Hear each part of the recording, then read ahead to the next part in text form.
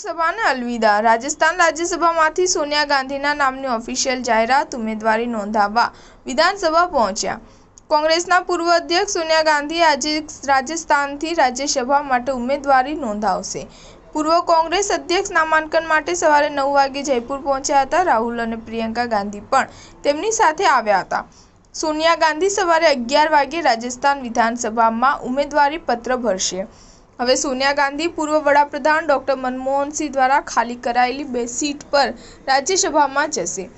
પૂર્વ કોંગ્રેસ અધ્યક્ષના પ્રસ્તાવમાં પૂર્વ મુખ્યમંત્રી અશોક ગેહલોત, પીસીસી ચીફ ગોવિંદસિંહ, વિપક્ષના નેતા ટીકારામ અને ઘણા વરિષ્ઠ ધારાસભ્યો હશે। રાજસ્થાન કોંગ્રેસના તમામ ધારાસભ્યો પણ જયપુર પહોંચી ગયા છે। તમામ ધારાસભ્યોને 2 દિવસ જયપુરમાં રોકાવાનું કહેવામાં આવ્યું છે।